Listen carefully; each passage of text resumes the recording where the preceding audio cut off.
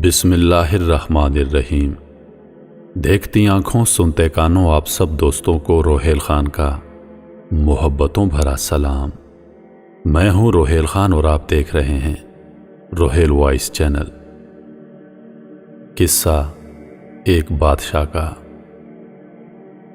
ایک بادشاہ تھا جس کا ارادہ اپنے مملکت کی زمین کی سیر کا اور حال کا دیکھنے کا ہوا۔ بادشاہ کے لیے شاہانہ جوڑا منگوایا گیا۔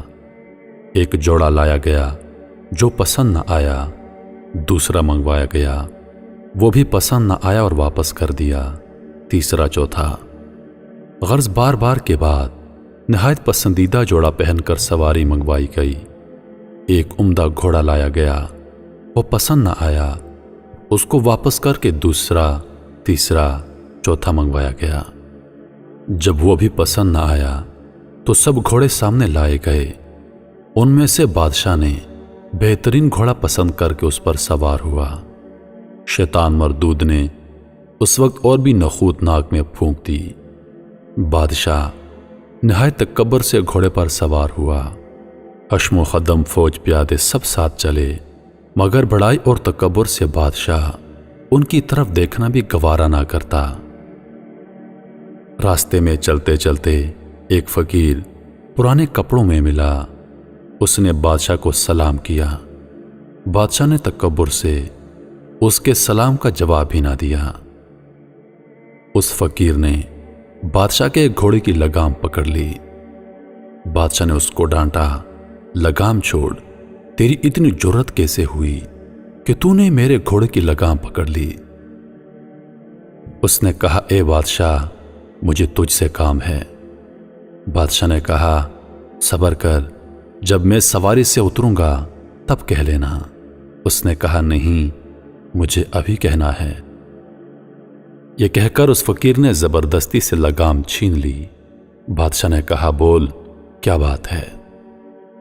اس نے کہا، بہت راز کی بات ہے، مجھے تیرے کان میں کہنی ہے۔ بادشاہ نے کان اس کے قریب کر دیا۔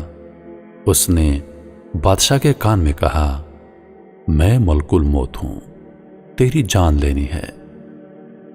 یہ سن کر بادشاہ کا چہرہ فک ہو گیا اور زبان لڑکھڑا گئی۔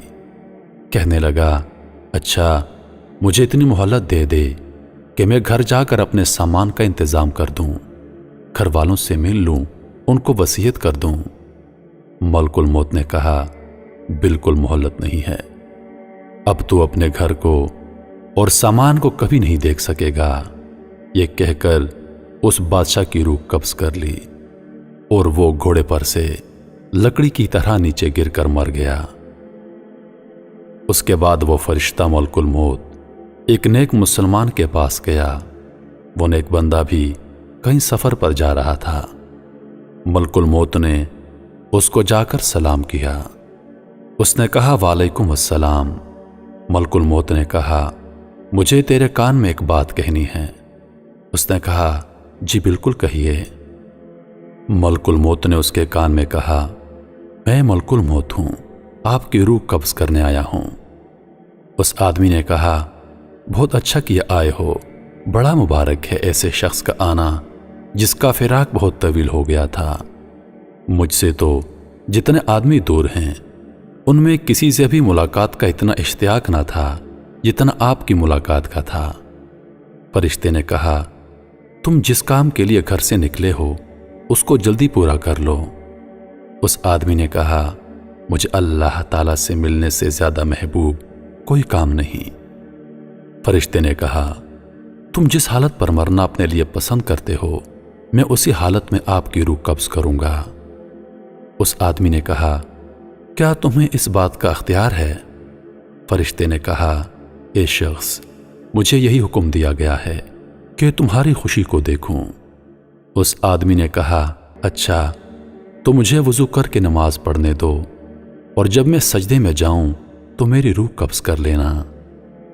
چنانچہ اس آدمی نے نماز شروع کی اور سجدے میں اس کی روح قبض کی گئی۔